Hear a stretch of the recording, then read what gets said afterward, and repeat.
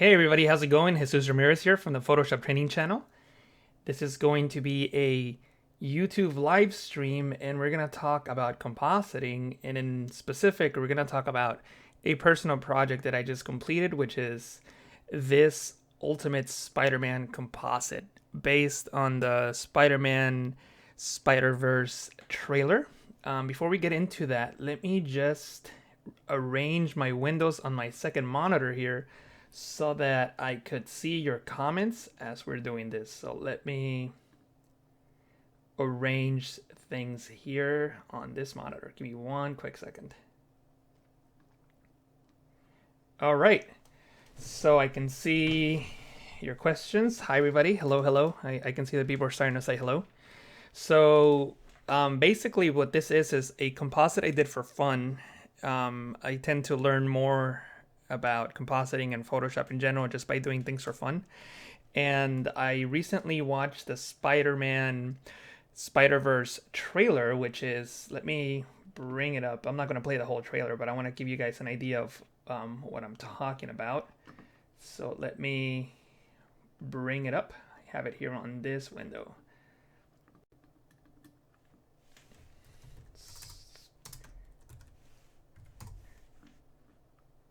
Okay, so it's this here. And I'm gonna bring the volume down. Basically, it's a new trailer for a movie, animated movie with Spider-Man, not the traditional Peter Parker. This is going to be with Miles Morales, Ultimate Spider-Man. And basically, it's an animated movie, and I saw this and I thought it was really, really cool, and decided to create a composite based on this trailer.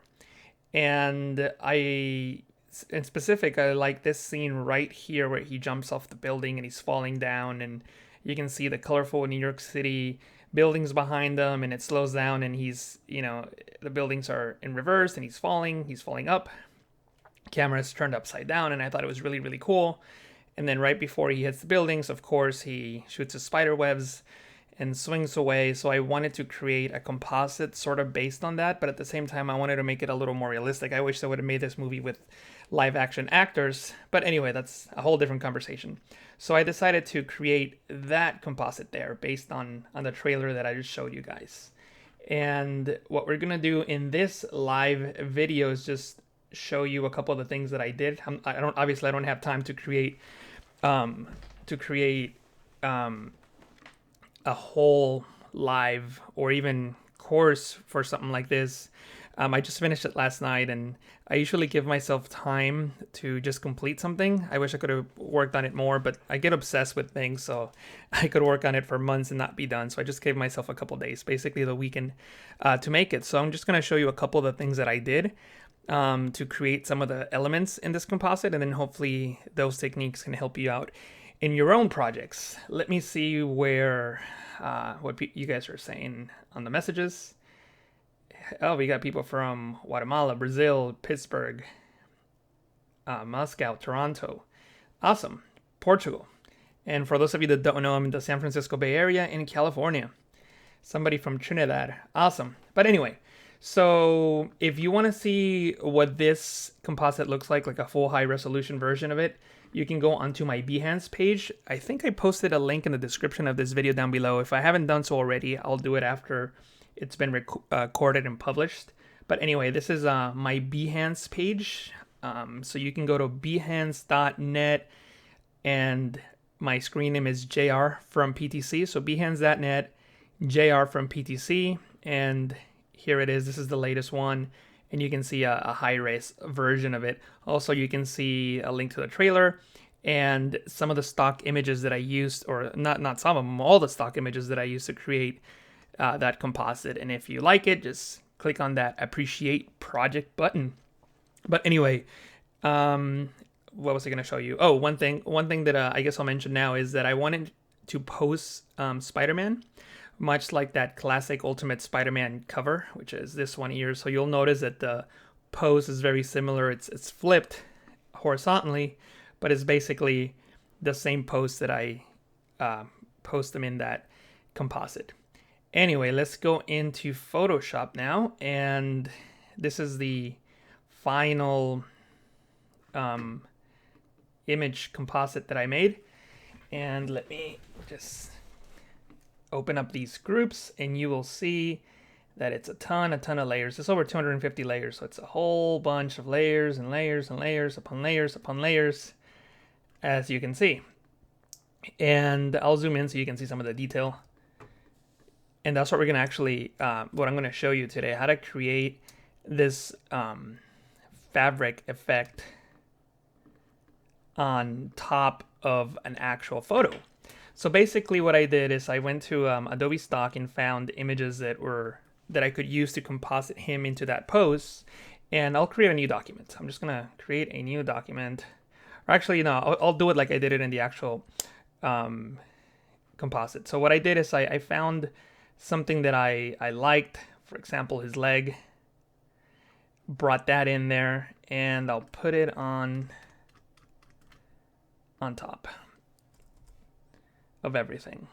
So I would bring in pieces like so, put them on top, and that's actually the leg that I used. That same leg right there is this leg here. And then what I would do is I would grab the lasso tool and just make a very rough selection around the specific area that I was going to use for that particular part, and then create a layer mask to mask out the stuff that I don't need. Then I would convert it into a smart object, and then I would work inside of that smart object. So I would go and double click on that smart object, and I could work in here. And for this composite, I use the pen tool, or the curvature pen tool, just to make a very quick and loose selection, because I wanted a nice sharp edge that I could control. So I didn't really use layer masks too much. I mean, I did use them in the beginning to sort of get that initial crop, but not for the final result. And then once I had that, I can just click and drag these points and just make a nice outline around it. And actually I created a shape. What I needed to do was create a path. So make sure that you have the right one. If you have a shape like I have here, you can just go into paths, duplicate it, go back into the layers panel, and then just delete that layer mask and hold Control, that's Command on the Mac, and click on the layer mask icon to create one of these clipping masks. And I don't need that original shape, so I'll delete that. So now I can just control that mask by using these points, so I can, you know, add or subtract. But anyway, I'm not going to spend too much time getting a perfect selection because we don't really need it for this example. But anyway, so once I had the, you know, body part or whatever selected, I needed to work on smoothing out the detail. He's got hair on his legs, and we don't really want that. So what I did is I just added a surface blur. So filter, blur, surface blur. And the surface blur allows you to blur, but you still get to keep some of that detail. So notice how I'm adjusting the radius, and I lose a lot of the hair, but not all of it, and that's okay. I can increase the threshold, and you'll see how I'm losing the hair, but I'm still keeping the main shapes. So that's basically what I did. I fine-tuned the threshold and the radius, and then press OK. And if I needed to add any more or remove any more detail, then I would create a new layer, Control-Alt-G, Command-Option-G on the Mac to put that into a clipping mask, and then I could use the spot healing brush tool or any tool, really depends on what the situation was, and I would try to fix the issues. You have to make sure that sample all layers is selected, and also think of the distraction blemish or whatever it is that you're trying to remove. In this case, the hair. Hair is lighter than the skin tone, so I want to darken the distraction. So just set that to darken and just remove them as best as you can. So there you go. We have the basic shape there, and what I can do now is just make you can do several things. You can duplicate it or add a black and white adjustment layer. It really doesn't matter. The point is that you want to make this black and white. So once again, Control-Alt-G, Command-Option-G on the Mac to put that into a clipping mask. And now we can start working on the color. So I can create a new solid color adjustment layer, and I was using a very specific blue for that fabric that he has. So that blue is, I have it written down because I was working on it, so I needed to remember it for the different body parts. So that blue is 11141D, and then I can change the blending mode to multiply, and you can sort of see how you're starting to get the detail. It's a little dark. Also something I did, and I'll show you in the final composite. Something else that I did is I made a gray background and just put that behind everything so that I could see. So change that to multiply. You're starting to see some of the shadows, some of the colors are there. And then you can start, what do you call it? Adding the highlights. So then I would create yet another layer. So copy the whole thing, edit, copy, merge, paste in place, and put that on top of everything. Desaturate, one way to desaturate really quickly, so by pressing Control Shift U, and it desaturates. So image adjustments, desaturate. So the shortcuts there, Shift Control U, that's Shift Command U on the Mac, and then clip that as well to everything below it, just so we can have everything clipped. And then change the blending mode to overlay, or let me turn on all the other layers, overlay, or even soft light, whichever one gives you the best highlight for what you're doing. You can see how we're starting to get some of the shape of the knees and the calves and all of that. And you can of course go into image, adjustment, levels, and start adjusting the levels to better control those highlights and see how they come through. And you can see we're starting to get the shape of the leg with that fabric around it. Now for the detail in the fabric, you can see how I got that mesh pattern. What I did is I found this really cool texture from Adobe Stock, which is this one here, that one there. And I sized it up properly, you know, I scaled it accordingly so that it would, you know, be the right, not just the right size to cover the entire knee, but so that it looked like it was part of that mesh, you know, like the actual scale on the clothing. So anyway, we'll assume that that's correct, that this is the actual mesh. And a little side note, one of the reasons that I went with this mesh is because it was like torn, and it seems like there's a lot of distress, and you know, like it's been worn out. You know, so I figured if Spider-Man is jumping around, fighting people, and you know, doing all kinds of crazy things, then the meshing on his clothing would not be perfect. So that's one of the reasons why I chose that mesh, just because you can see those imperfections. But anyway,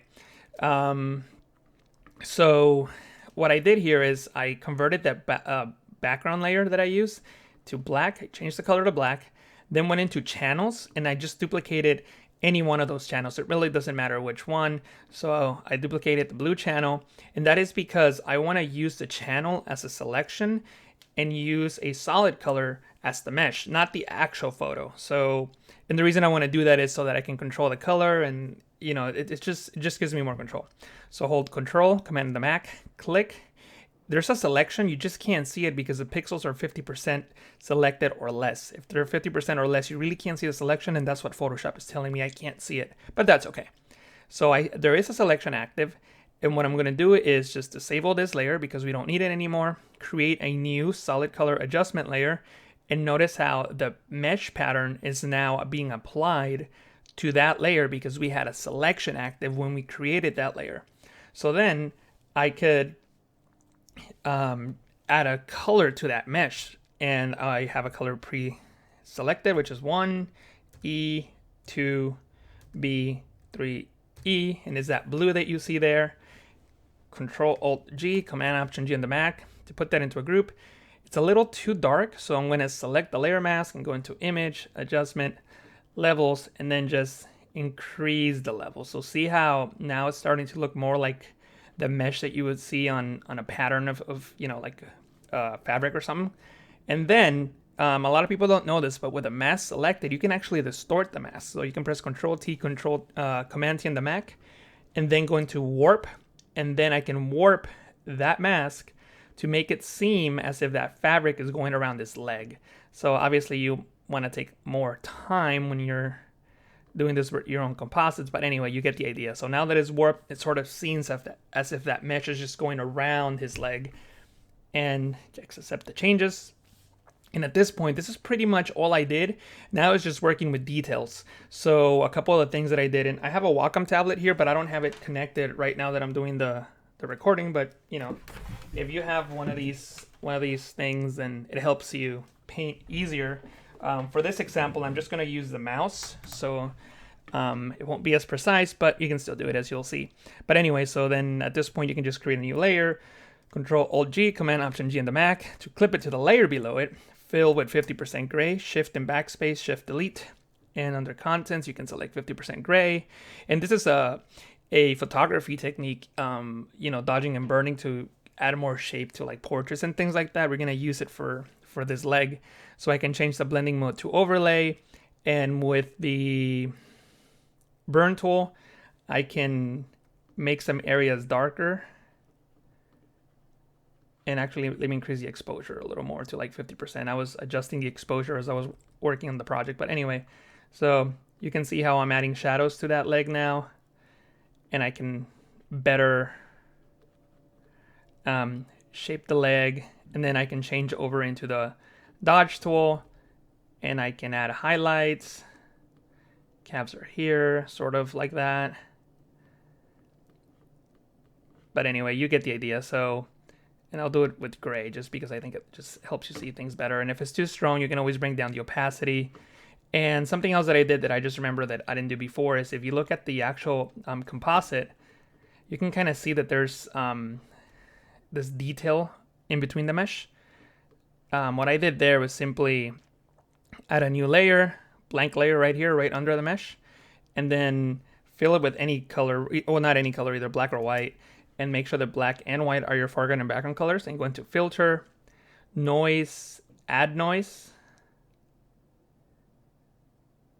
and just change it to Overlay, or not even Overlay, just multiply and bring down the opacity so you can barely see the detail like right in between the mesh of the fabric. But anyway, and I know that I'm going a little fast, but this is going to be recorded and you're not really following along. I just kind of want to show you the technique of basically creating the fabric. And sort of to recap, what we did is just we added the surface blur. So remember, add surface blur to remove the detail of anything. In this case, his hair on his legs.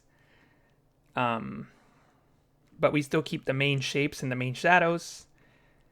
And then using a solid fill color with multiply to apply the basic color of the fabric, in this case a dark blue, and then just use the shadows and highlights of the original image with a soft light blending mode to sort of help you create the shape of the fabric, and then using the fabric texture but not the image itself, creating a channel from it, and then applying that channel as a layer mask on a solid fill color so you can control the color of the mesh. And if you really wanted to get fancy, you can double click on it and add a drop shadow or something like that to it, and change the way that mesh looks. But in this case, I don't think that's necessary. So, I mean, you can do that as well. And then finalize the effect with a dodge and burn layer. And now you have your leg. And then once you disable the background color there, but once you close it, it'll save, of course, and now we have our spider leg right here. See that? And then obviously, and I'll show you what the final result was for the one that I actually used in the composite. So let me disable some of these layers and let me find it here. It's probably down here somewhere. As you can see, it's a ton of layers. It's over 250 layers. Is it this one? Yeah, there it is. And I think it's right here. So even more layers. Yeah, there it is. So as you can see, this one actually has the webbing, but I'm going to disable all these layers just so that you can see. And it's basically what I showed you.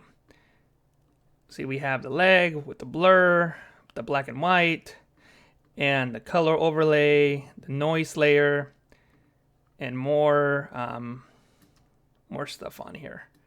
But anyway, so basically what you saw. And then what I also did, once it was in the actual composite, then of course it needs even more fine tuning. So you can see highlights, top of highlights, shadows, more shadows, and then that rim lighting around his leg. But anyway, it's as you can see, a whole bunch of layers.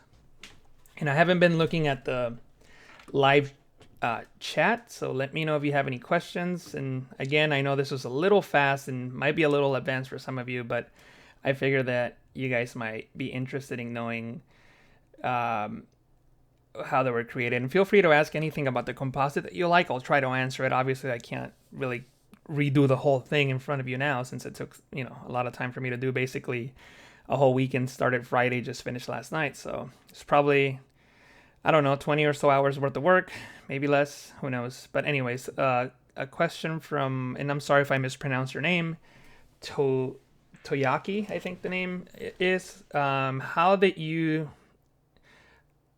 did I do the buildings? So the buildings are just a whole bunch of stock. Everything here is a stock image, really.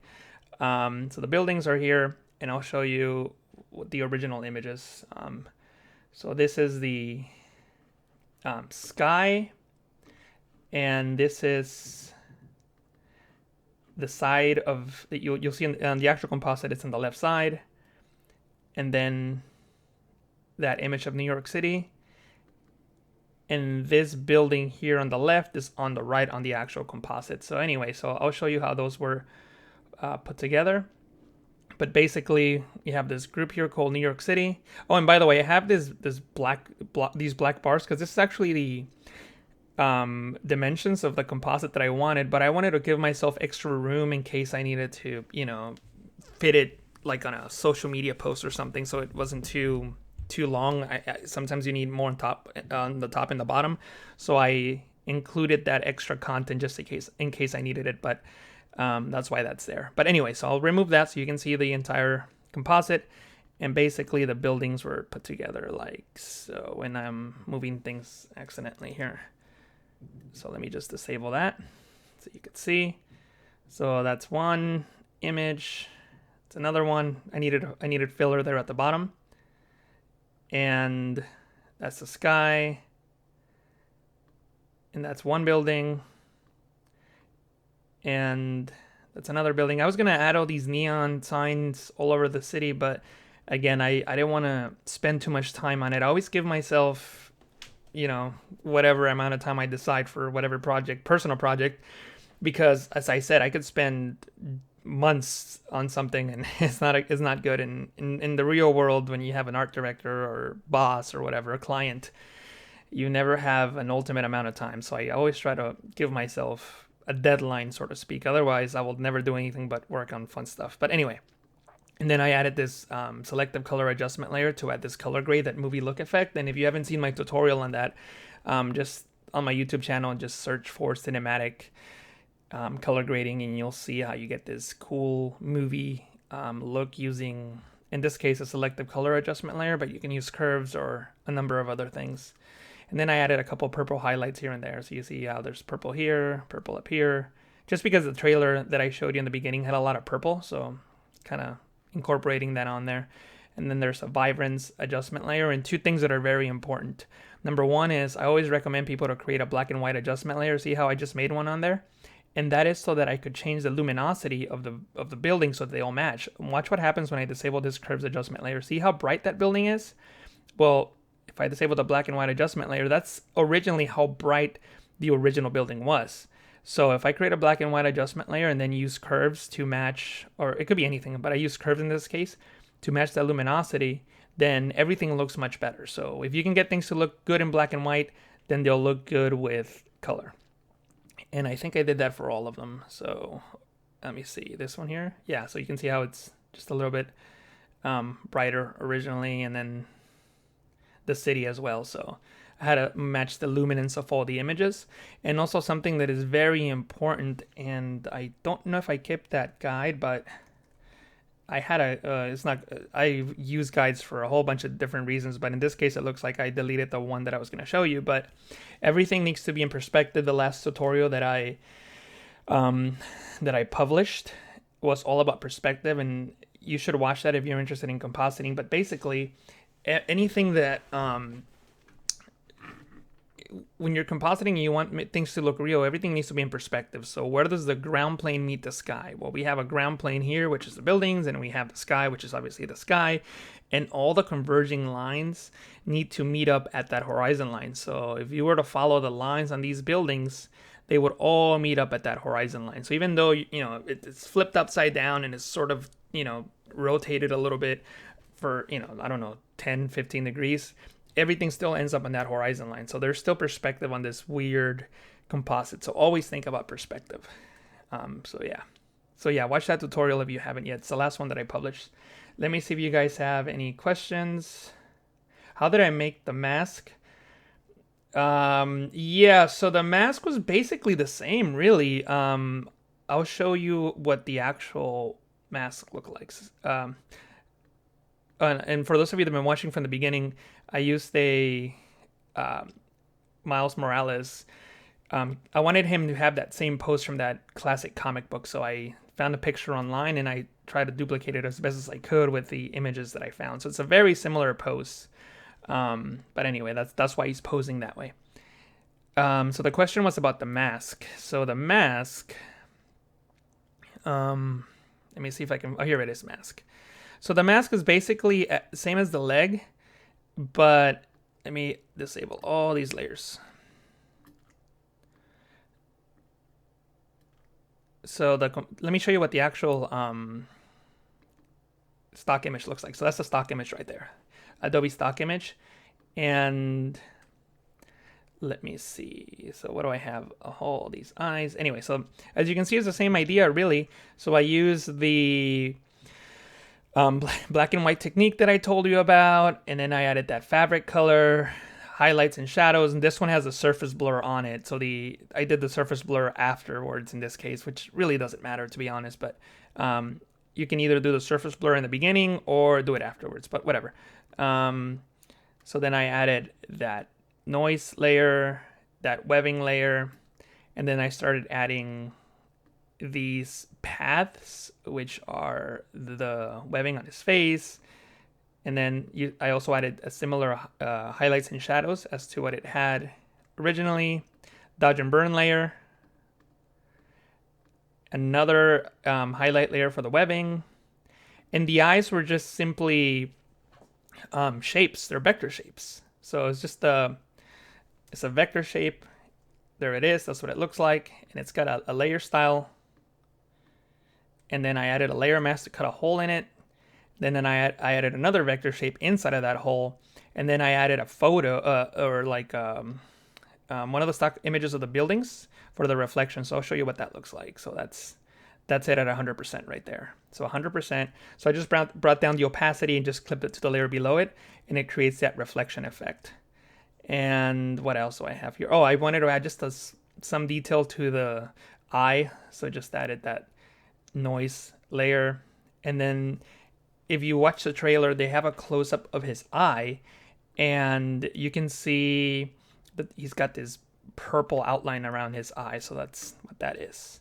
Anyway, so I made one, and then I duplicated it, flipped it, and moved the image inside the eye around, and it looks like a reflection.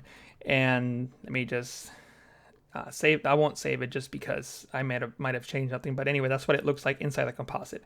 So once it was inside the actual composite, then of course I added more shadows and highlights and all this fun stuff to try to make it as real as possible. Somebody say, why not speak more slowly? I'm sure I can try speaking slower, but it's a recording, so you can go back and watch it. Let me see. What kind of process or workflow does one use for handling 200? I get confused. Yeah. So you know what? I don't know what the file size for this thing is. Let me see. Somebody's asking what the file size for this, and you can see my desktop is really messy, but there you go. It's not even that bad. It's 764 megabytes, so not that bad. So the question was, what kind of process or workflow does one use of handling these many layers? Notice that they're color coded and everything's inside a group, and I try to name as many things as I can. I didn't name this levels adjustment layer, but almost everything else in here is labeled in one way or another. And like I said, they're color coded, and also I have a group with the character and another group with the background. So I guess that's how I keep things organized. And then there's this group called Final Adjustments, which basically adds even more adjustments to make everything sort of fit. So I'll show you what those do. So more rim lighting, vibrance, hue and saturation, more dodging and burning. And then this applies yet another color grade. Highlights. You see how there's a highlight here on the side of the building? That's what that is. And see, that one I didn't name, and actually I didn't name this one either. So towards the end I was getting tired not naming them, but I try to name them often if I can. But anyway, so this is what this group does, Final Adjustments. And let me know if there's any other questions. If not, then somebody did submit to me 6 or 7 weeks ago, and I apologize, a composite so that I could review it. Usually when I do these YouTube live events, I try to review a composite that people submit, and I haven't been doing live YouTube videos for a really long time, so I figured that I would do one today and show you this composite and also talk about a few other things. But anyway, so if there's no more questions on this particular composite, then I guess I can move on to the composite review so that I could give somebody my opinion on what to do with the composite they submitted. So let me know if there's any other questions, and I'll wait a second just in case. I know that the feed is sometimes delayed by a couple seconds. So, and let me see if there was any questions that I missed, maybe.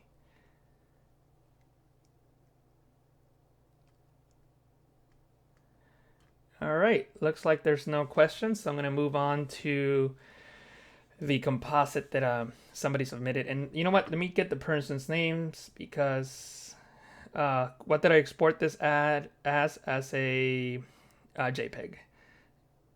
Let me get this person's name. I always try to get people's names if they submit something, and this is David Walker, who submitted the following composite, and we'll look at it. And I just opened it up for the first time, so I saw it for like 10 seconds before I started this stream, so we'll look at it together, really.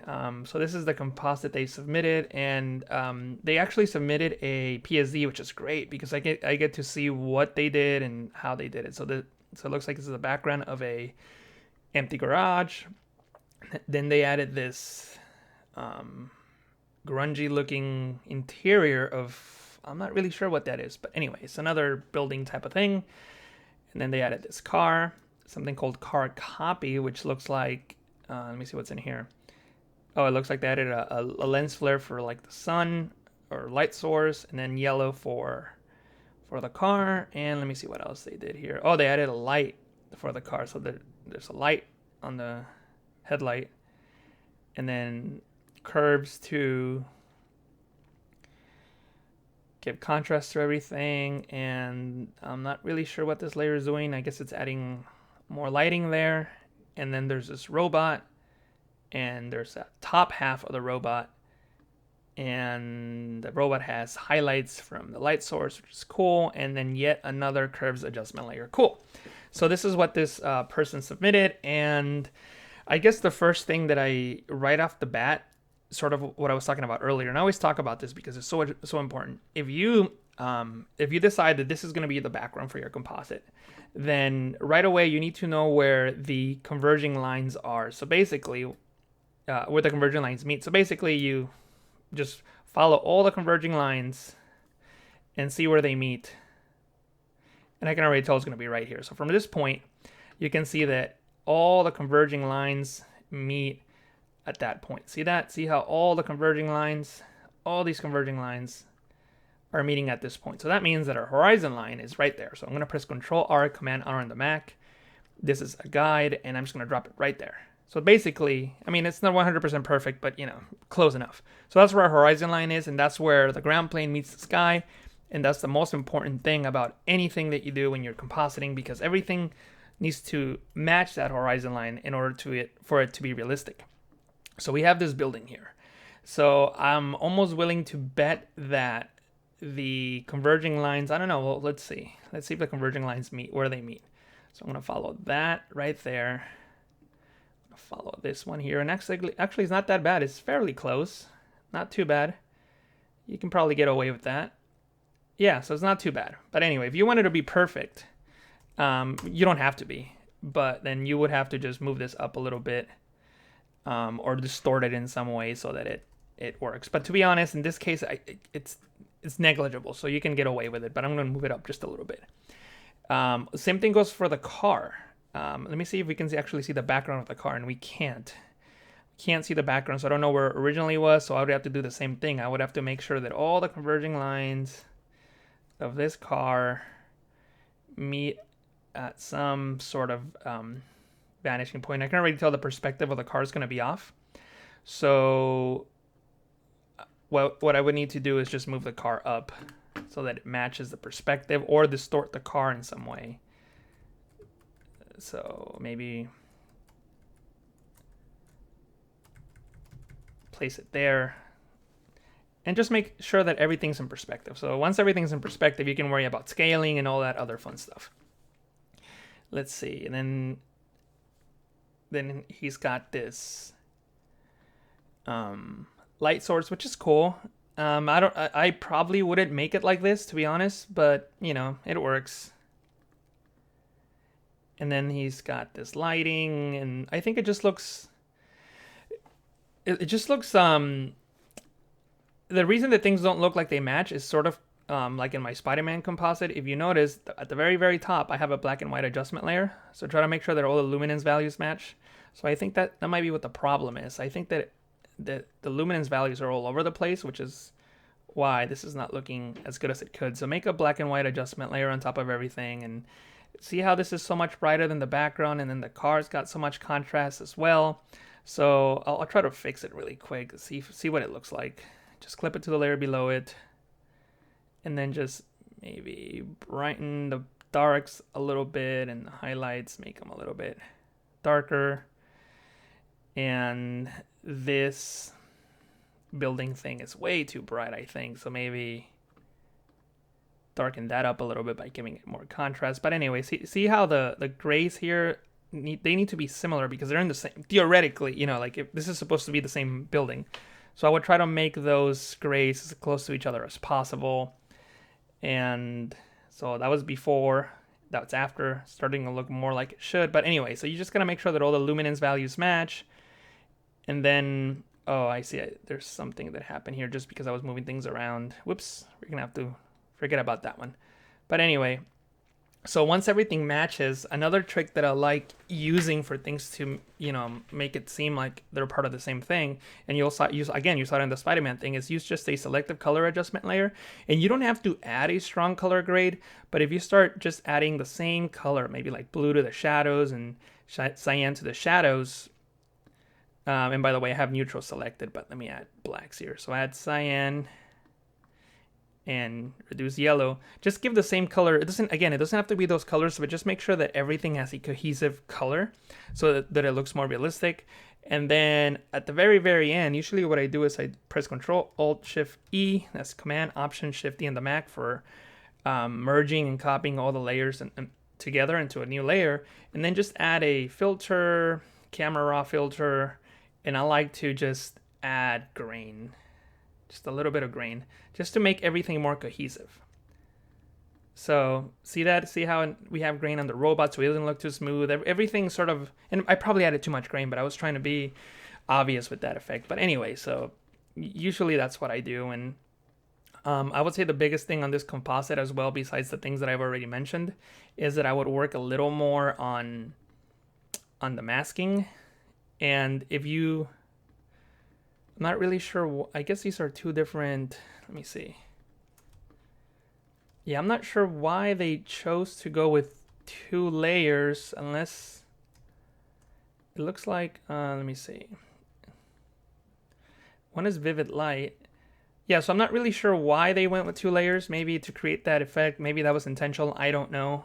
But if it was, then cool. If not, then what I would suggest is just working better with the masking. You can see these weird outlines, and sort of like I did in that composite that I just showed you guys. Consider working instead maybe with with a vector mask. So there's a vector mask there, but there's nothing in it. Just because, especially with robots and cars and things like that are just super smooth, you can get like these really cool, here, I'll just do the arm really quick. You can just get these really smooth lines just by using curves, and they'll work a lot better than layer mask will in some cases, or most cases. But anyway, so I'll try to do it here really quick. And then, oh, I did the same problem. I was using a shape, not a path. So I'm just going to duplicate my path. And then I'm going to go into this robot here, hold Control, that's Command on the Mac, and click on that layer mask icon to create that clipping mask. But anyway, I guess the point that I'm trying to make is see how much smoother now the shape is than what it was before using the layer mask. You can just create these really smooth selections and things just look so much sharper. Again, especially when you're using cars, robots, buildings, things that are not natural. And then you can always feather it if you need to. If you're working with something that needs to have some sort of feathering, you don't need just a straight. If you don't need just a straight edge, you could always feather it as well. And the beauty of working this way is that it's non-destructive.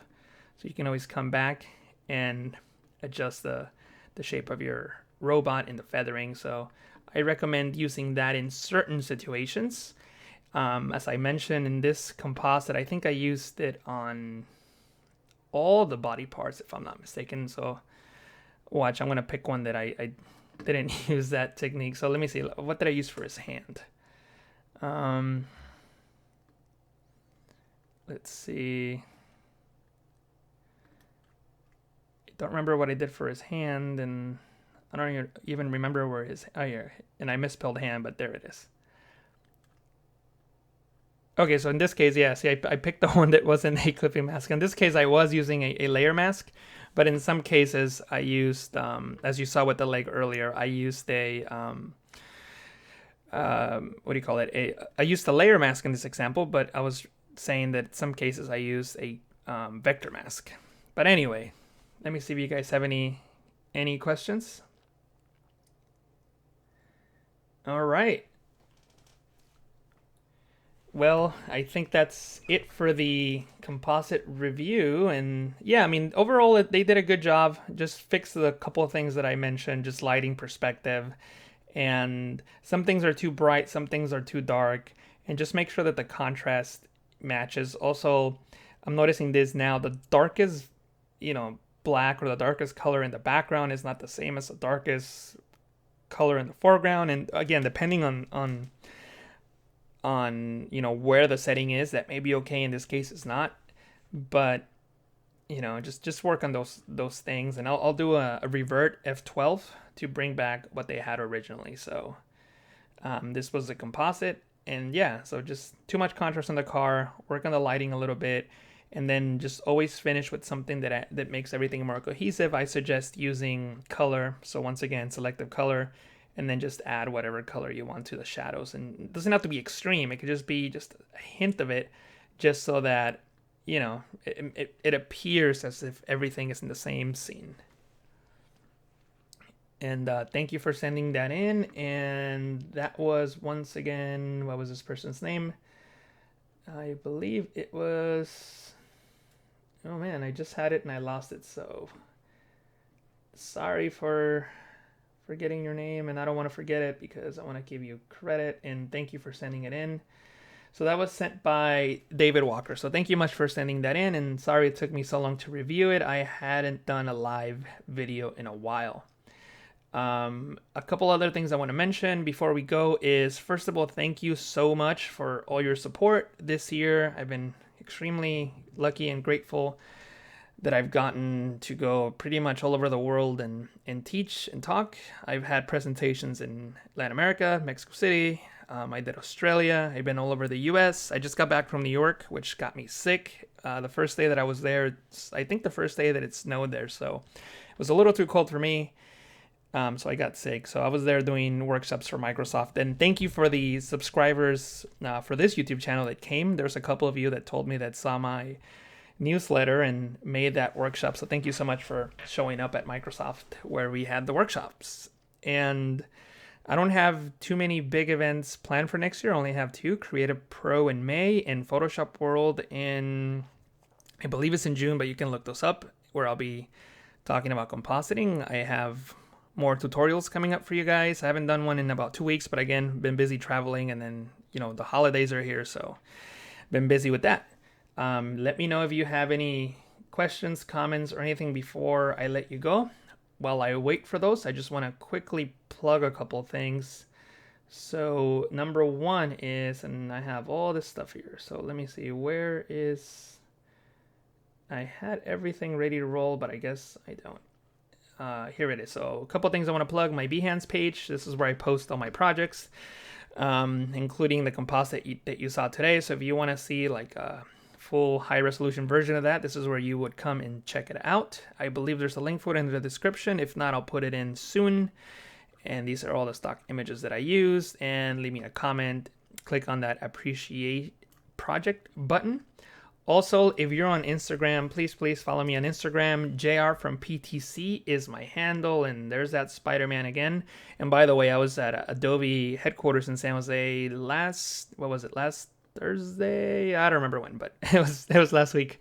And they have this really cool room where in the Photoshop floor, where you can go in and use Photoshop version 1.1, and it is the slowest thing ever. It's so funny to work with the first version of Photoshop, or not, it wasn't really the first version of Photoshop. There's versions before that, but the first, I believe it was the first released by Adobe, because Adobe didn't own Photoshop originally. But anyway, that's a whole different story. But anyway, they have a Photoshop version 1 that you can use, and it's really funny to work with that version, having the experience of working with much newer versions. But anyway, that's a whole different conversation. So JR from PTC on Instagram, if you don't mind following me there. And it looks like we got people now from Australia. And somebody said, thank you for the videos. You're welcome. And by the way, if you're watching the recording of this, I know that the comments that you see are not the ones that I'm seeing now. So yeah. Okay, so Daryl asks, was there an advanced notification sent for this session that I missed? I'm subscribed, but if I hadn't been in front of my PC, I would have missed this. So, Daryl, I don't... Well, first of all, make sure that if you're subscribed to my YouTube channel, let me show you what you could do. Actually, this is not going to work because I should go to somebody else's YouTube channel. Whose YouTube channel should I go to? We'll go to my friend Colin Smith, who runs Photoshop Cafe. So if you are subscribed to my channel, make sure that you also click on the notification bell, which is that. Obviously, this is Colin's channel, but I can't click on my own notification bell, which is why I'm not showing you with my channel. But click on that notification bell to get notified when a new tutorial or live stream goes live. Now, to further answer your question, Daryl, in this particular case, I didn't plan it in advance. I was actually out hiking with a friend, and I thought, oh man, I haven't done a video or anything in a while. Might as well do something today. So I sort of just went live without any real notice. But usually what I do is, on a normal day, I send out a newsletter to my subscribers who subscribe to my newsletter, telling them, hey, tomorrow I'm planning to go live, and if you have a composite that you want to review, just send it in and I'll talk about it during the feed, you know, that type of thing. So this is really the way I notify people, but I didn't do it this time, again, just because it was sort of on the spot when I did it. So Photoshop training channel, or the short URL is ptcvids.com, and it brings you here, and you can put your email there if you like.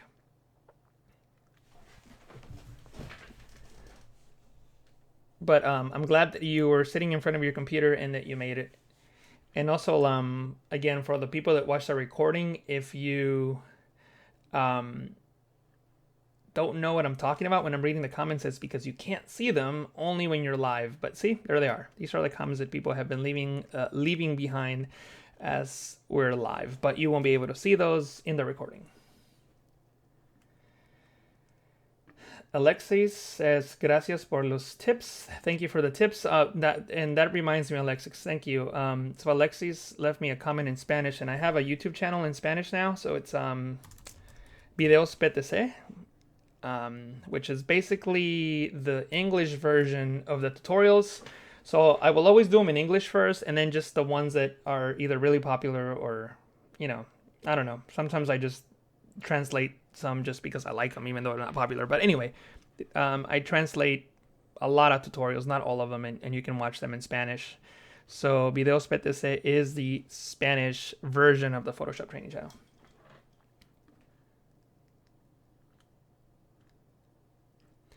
And Alexis again says, thank you. You're welcome.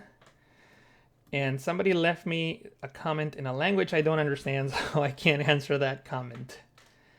All right, guys. Well, let me know if you have any other comments or questions. If not, then I guess I'll finish this live stream and thank everybody. I'd like to thank everybody for being with me today for this. I don't know, what was it, half an hour? An hour? I don't know. But yeah.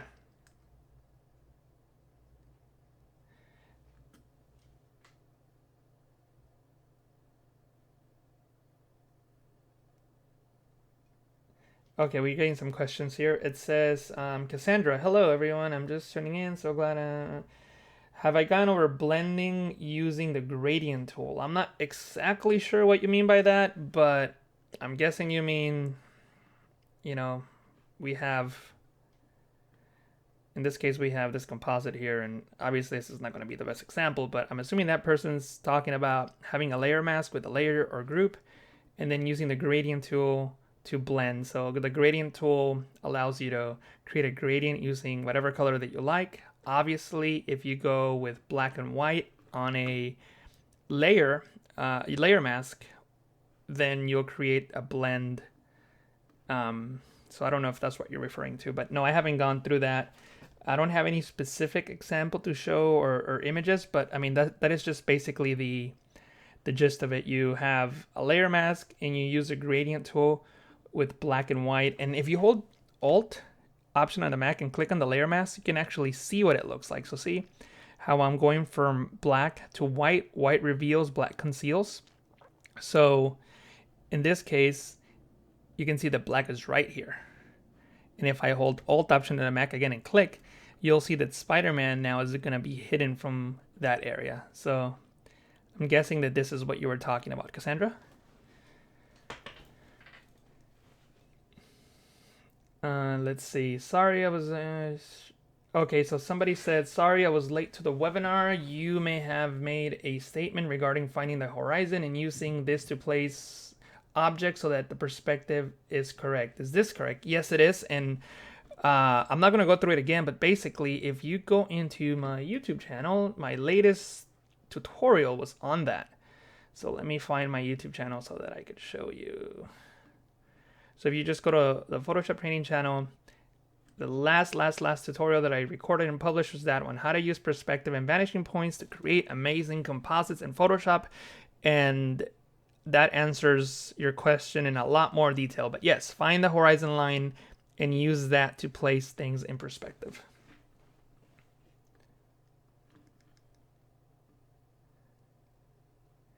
Somebody said, thank you, you're welcome, Daryl. Somebody asked in Spanish what country I am from. I live in the San Francisco Bay Area, but I was originally born in Mexico.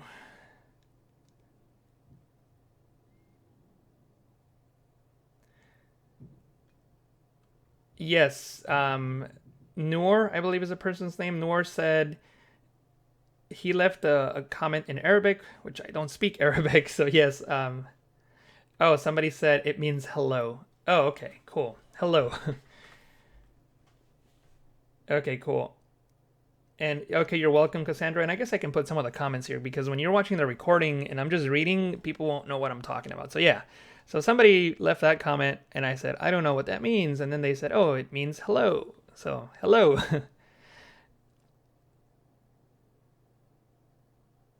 Okay, can you please tell me the best sites for free stock?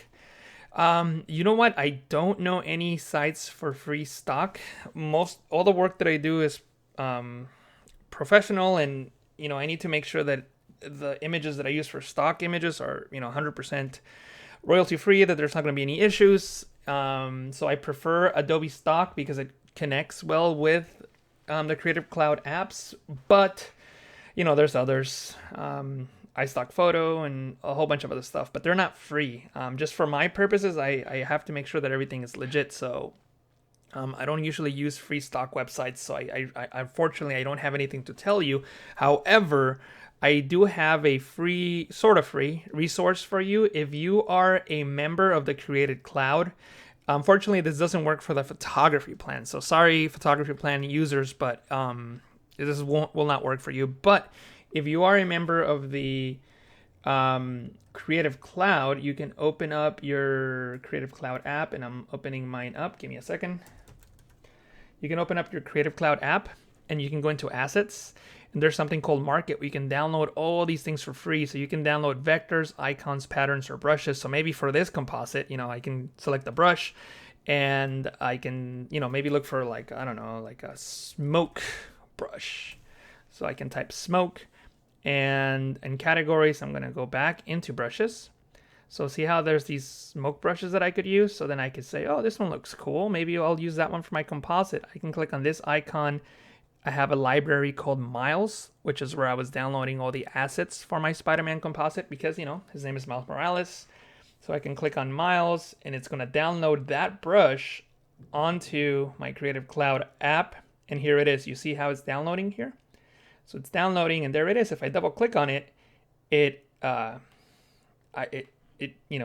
there. So now I can just start painting smoke, there it is. So that's the smoke brush I just downloaded. So that is a way of getting free, quote unquote free assets. You are paying for the Creative Cloud, but you have access to these assets. So another thing that you can do is maybe you're a designer and you're like, oh, I need a Facebook logo for my website or an icon for my website. You can just type icon set and do a search. And you have all these icon sets that you can download and use, on your websites or designs or whatever it is. Or maybe you're designing you're designing a user interface, and you can just come in here and download any one of these user interfaces and then, get started with your project. So you have all these assets, brushes, patterns, icons, vectors, user interfaces, and these placeholders so that you can get started with your project or use it for your project.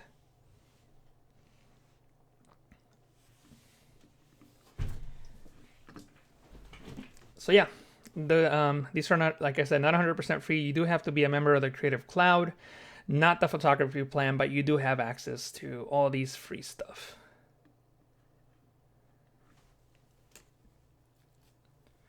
Let's see, any other questions?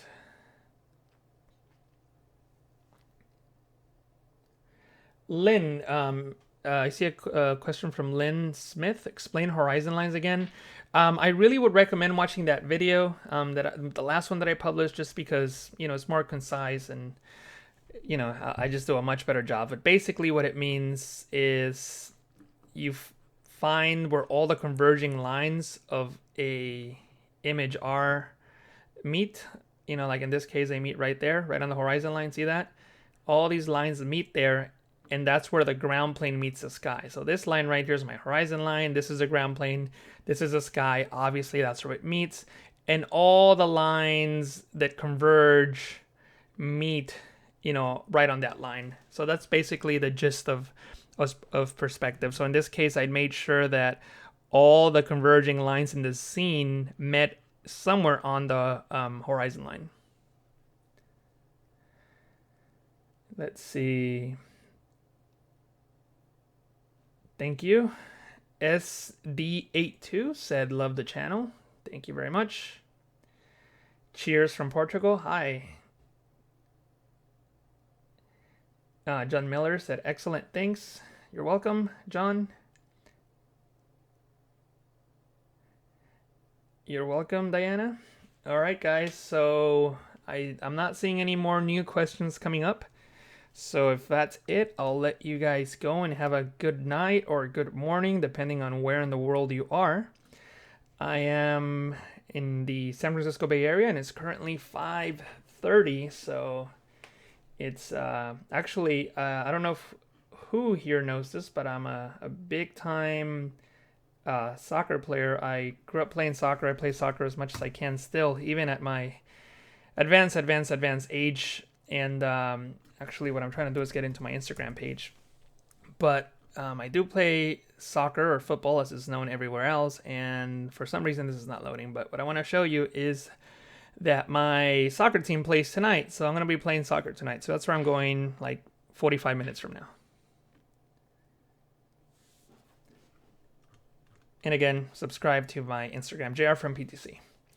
All right, well, thank you so much for watching. I don't see any new questions coming up. I will have... Actually, you know what? I just thought of one thing. So I don't even know why I'm going to tell you guys this, but... So I recorded a tutorial the other day, and I wasn't very... Not to say that I wasn't happy with it, but I was like, man, you know, like, I'm wondering if you guys are interested in these type of things. So did I even save it? Let me see if it's in the desktop. Yeah, so I made a tutorial on how to create the neon effect.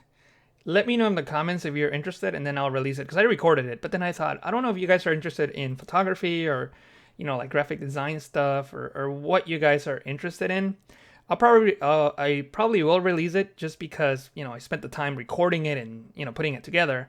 But then before I released it, I thought, I wonder if you guys will be interested in graphic design stuff. But I don't know. And somebody said, I followed you on Instagram now. Thank you very much. So yeah, so let me know. But anyway, because I do like making graphic design stuff, and I do like, you know, creating text effects and all that sort of stuff. And,